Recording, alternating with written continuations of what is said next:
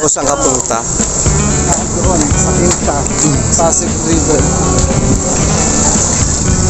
Sana bukas pa. Maliligo ako. Liligo ako sa ilog.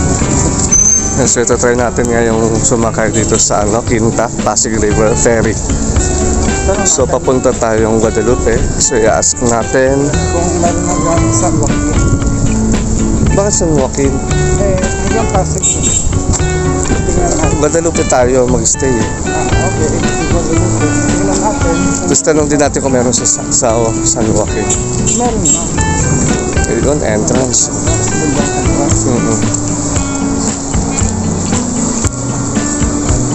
So ito try natin. So first time natin sumakay dito.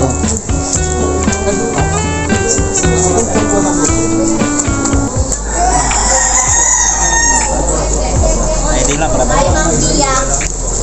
Number 9 po. Basta saan mo sa clip? Ayan. Ito maaga, marami ng passengers po. Naman ba kaya rin? Kamusta ng mga kasibol at mga kalahin na nandito tayo sa Quinta, ang tawag Quinta Ferry Station. Ito ay proyekto ng MMDA. So, libre po ang pumasahe dito, pagsakay. So, actually, this is our first time natin sumakay ng train po. At ating babayin ang Pasig River from Quinta Market na malapit sa Quiapo Church. At tayo ipipigaan papuntang Guadalupe. No? So, libre lang po sila. Ang pamasahe po natin dito ay valid ID or identification card. Tapos bibigyan kanila ng stamp. No? So, parang free ride lang din siya. Pero malaking tulong malaking tulong siya sa mga pasahero, no? At nakakatipid. Sana makatagal ang proyektong ito ng MMDA. So kung hindi nyo pa nasusubukan, hanapin nyo po ang pinakamalapit na ferry station sa inyong lugar. Pero usually, hindi po siya. So dito lang po sa Metro Manila. Meron akong nabasa sa kanilang project na mag-extend na even hanggang probinsya. So sana matupad mo. So supportahan natin ang mga proyekto ng ating gobyerno by patronizing lakay. So, yan natin. Try natin pa yung experience. So mamaya abangan nyo po. Mga first time po ba sasakay dito? Hindi lang po mag-i-rent na po sa service po. Kahit namin po kayo double-check yung mga gamit nyo para sumay sa boat. Yung mga ticket nyo, may mga number po yan. Para pagsakay po sa ferryboat, organize po ang pagpila, hindi po magulo. And then po, pagka sarap po sa hallway, make sure po na hindi nyo po yung dinadaanan, inaakabangan nyo po. Kasi po yung platform natin, umuuga po kasi siya.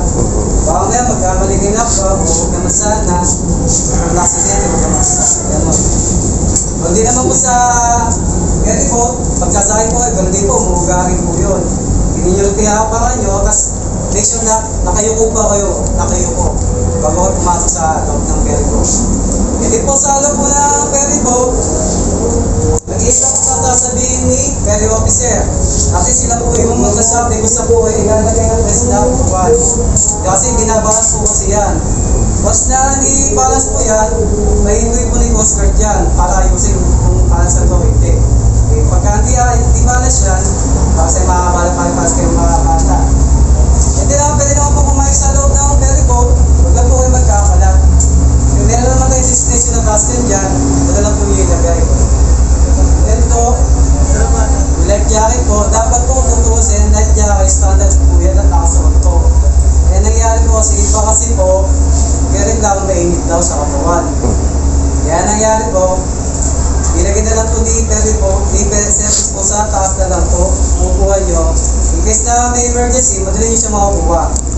Ayun po. Kapatid na po sa Malacanang area, bawal na bawal po mag-video, selfie video, kasi nakamunta tayo kay Coast Guard. Once na nakita ni Coast Guard na may nag-picture o nag-video, obvious kayo yung mga gadget na o di kaya, pakukuhain yung mga maluwan yung mga tsapagisyo. Okay po, pagdating na po sa inyong bababaan, huwag muna po kayong tatayo. Hanggang di sinasabi ni Perry Officer na tumayo, pwede nang bumaba. Kasi iba kasi, biglang tatayo, isa maputumba, may hilo, iba may vertigo, parang gano'n. Yung pa hindi iwasan. Kaya po. Wala naman po, wala namang problema. Ay, yung mga bata rito, may mga bata po ba? Wala naman. Pero kung ngayon sa kanila bata, bawal na bawal po silang umesa sa may bintana o sa may pintuan. Baka may asin, makatulog po kayo. Ang bata kasi, minsan magigot po, di ba? Baka may pencil na mahulog, wala naman po sana. Ilan naman po ang problema, basta sundin nyo lang po yung schedules ng ferry service namin para maging maganda, maging maayos po ang inyong pagbiyahe at wala pong magiging barya. Ilan naman po, wala problema. Maraming salamat po, magandang hapon po sa inyo lahat. Thank you po.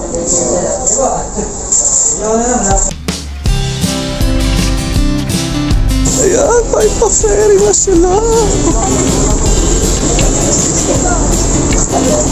So para ka lang sumakay papuntang Cebu.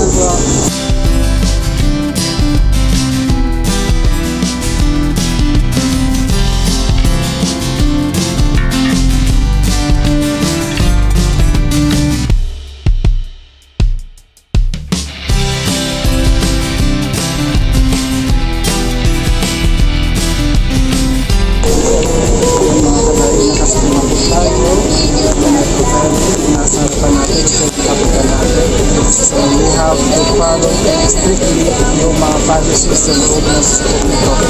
So walang smoking pagdating sa Malacanang, yung camera no vlog, pero this time pwede pa. Kaya ito, aandar na po tayo sa Ronderia.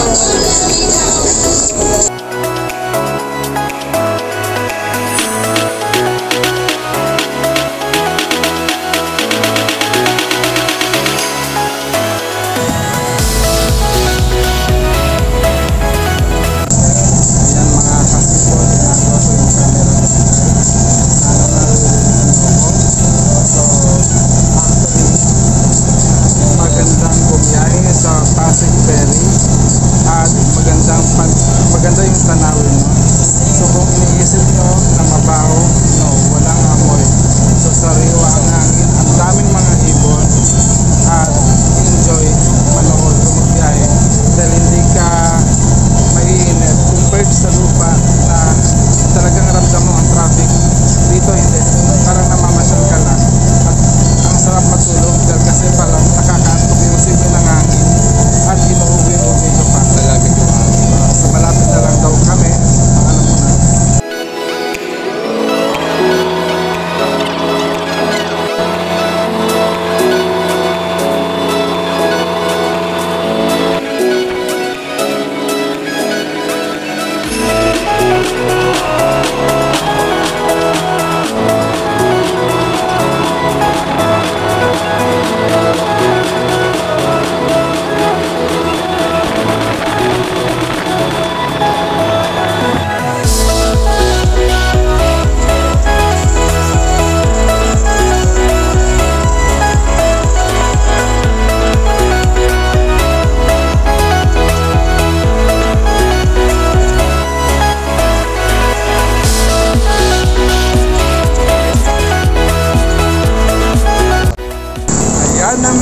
Nandito na tayo sa Guadalupe at yun yung experience natin sa ferry boat along Pasig River. So, kamusta na kaya ang experience? Ayun. So, nakakatuwa kasi yung sa Tanawin. So, makikita mo yung Malacanang. Kaso bawal yun lang, no? Kalay, stricto lang sila pagdating sa malapit sa Malacanang, no? Dahil maraming Coast Guard na nagbabantay, so ipinagbabawal talaga. Ito ay for the security ng presidente ng Pilipinas. Siguro understandable naman yun, no? Na although kahit ordinaryong vlogger lang tayo, yan yung sinakyan natin. Ang ano po yan? Ayan, yun yung sinakyan natin. So hanggang Pasig pa po sila, no? Pero sumakay tayo sa Quinta Market nga po, and almost 1 hour din ang biyahe. Pero kahit paanong 1 hour, matagal-tagal is enjoy naman ang biyahe, no? So sana sa susunod naming biyahe ay makasama namin kayo, no? Kasi ang kagandahan pa doon, yung nagbabantay, yung assist, ano ba tawag doon? Oh, yung Coast Guard or Coast Guard. ferry officer, no? Kasi sinasabi niya yung mga history. Oh, hindi, kumbaga ina-expect ko nga para no, usually nagsabi lang siya, nagkuda-kuda lang siya, no, nung malapit sa Malacanang, and well guided. Parang napansin niya kasi na nagba-vlog tayo, no, in-assist niya tayo na wag tayo mahuli ng Coast Guard, kaya nagkukwento na lang siya na itong lugar na ito, para siyang tourist guide, no. Pinakita sa amin kung saan yung talaga nakatira si PBBM, at yung dati anong itsura na nung si Pangulong Digong pa, ano yung barko o bangka na sinasakyan ng Pangulo para tumawid mula sa kanyang official residence papunta mismo sa opisina kung saan nagtatrabaho ang Pangulo. At yun din, no? Dito na kami sa Guadalupe. Yan, no? Actually, gusto ko pa pumunta doon. So wag na daw. Dahil kasi ito tabing ilog. But at the same time, no, Pwede mo rin pakita. so yung ano ba talaga? So yung konsepto or kaisipan na ang Pasig River ay madumi, ito ay burado na, no? Kaya nagpapasalamat ako yung nagkaroon ng piso para sa Pasig, no, yung Bantay Kalikasan, na talagang napaganda nila ang Pasig River. Although marami pang dapat Kaya hindi ba bao ka? sa totoo lang walang amoy, fresh air, no, sa Malamig yung hangin. Kaya sana, no, sa ating mga kababayan, sana makipagtulungan yung lalo na dito, no, na yung Itry nyo mga sa experience. yes, try yung experience. So sana huwag tayo magtapon ng basura at yung mga factories na malapit dito, please makipagkaisa po kayo sa gobyerno. Huwag natin sirain ang ating kalikasan. Actually nga, nung palapit lang tayo, no, naramdaman ko na parang merong spiritual energy beyond or beneath the river, under the river. And soon siguro gagawa ulit tayo ng vlog sa Ilog Pasig, pero sana kasama na namin kayo. So hanggang sa bye.